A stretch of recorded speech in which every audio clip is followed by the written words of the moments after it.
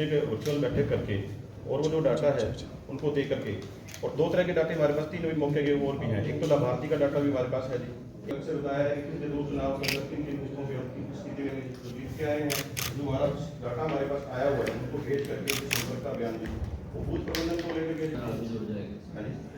Senior citizen उसका वो केंद्र ने भेजी है उसकी चीज बोले। लेकिन एक आपने जो बताई कि जो सीनियर सिटीजन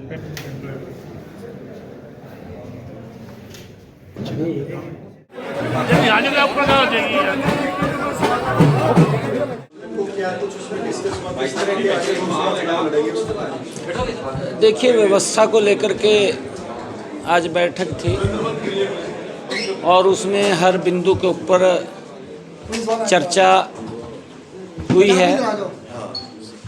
हमने 10 की 10 लोकसभा की सीटें वो जीतनी है, क्योंकि जिस प्रकार का एक वातावरण नरेंद्र मोदी जी की सरकार में और इस डबल इंजन की सरकार के अंदर वो बना है और लोगों के एक योजनाबद्ध तरीके से उन तक लाभ पहुंचाया है, उसकी मैनेजमेंट को लेकर के आज अलग अलग हेड को उसमें डीपली चर्चा हुई है, ताकि हम 10 की 10 लोकसभा की सीटें बड़े मैंडेट के साथ यहाँ से जीत करके तीसरी बार आदरणीय नरेंद्र मोदी जी को इस देश का प्रधानमंत्री बनाने का हरियाणा अहम भूमिका अदा करेगा, उसको लेकर के सारी व्यवस्था की एक बैठक थी। अच्छा, तो 4 सीट कोई चुनौती है?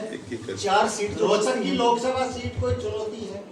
देखिए, हमारे सामने क्योंकि ये चुनाव है, चुनौती कोई नहीं है।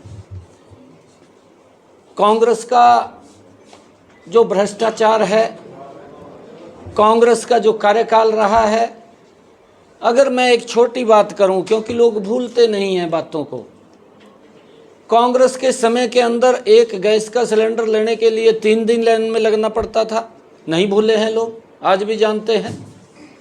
परंतु उसके अंदर जो सुविधा दी है वो नरेंद्र मोदी जी ने दी, और नरेंद्र मोदी जी ने वो लाइन तो ख़त्म की, परंतु उस माता बहन के घर के अंदर भी गैस का कनेक्शन सिलेंडर पहुंचाया, जिसके घर के अंदर 75 वर्षों में कांग्रेस ने नहीं दिया था, वहाँ भी नरेंद्र मोदी ने दिया है। इस बात को लोग समझ रहे हैं कि ये सरकार अगर कांग्रेस की आती है तो भ्रष्टाचार गति से बढ़ेगा, और अगर नरेंद्र मोदी की सरकार बनती है तो विकास की गति तेज गति से आगे देश बढ़ेगा।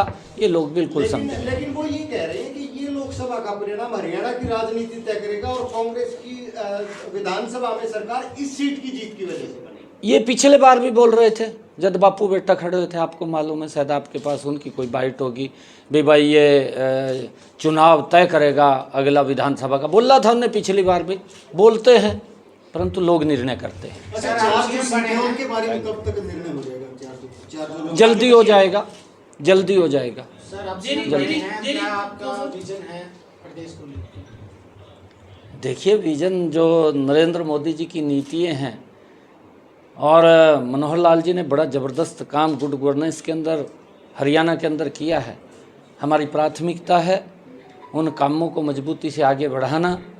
नरेंद्र मोदी जी की जो नीतियाँ हैं उनका अंतिम व्यक्ति तक लाभ पहुँचे, चाहे वो आयुष्मान कार्ड के रूप में है, चिरायु कार्ड के रूप में है, प्रधानमंत्री किसान सम्मान निधि है, चाहे किसानों को फसल बीमा योजना के माध्यम से सुरक्षित करने की बात है, चाहे प्रधानमंत्री आवास योजना के तहत मकान देने की बात है, चाहे हर घर के अंदर नल और स्वच्छ जल पहुंचाने की बात है। बहुत सारे ऐसे कार्य हैं जो नरेंद्र मोदी की सरकार ने, इस डबल इंजन की सरकार ने किए हैं। उन कामों को आगे बढ़ाना ये हमारी प्राथमिकता है, और लोगों को घर बैठे सुविधा मिले। आज मुझे इस बात की खुशी है कि अगर व्यक्ति की उम्र 60 वर्ष हो जाती है तो घर बैठे ही उसकी पेंशन लग करके घर में आ जाती है। नहीं तो वो 6-6 महीने तो कांग्रेस के समय में, ये कांग्रेस की सरकार थी, चक्कर काटता रहता था कि मेरी पेंशन बनेगी, और फिर सेवा करनी पड़ती थी। आज न सेवा की ज़रूरत है, न चक्कर काटने की ज़रूरत है, आज घर में उसके पेंशन बन करके आ जाती है। आज इस प्रकार का लोग चाहते हैं कि इस प्रकार का शासन हो।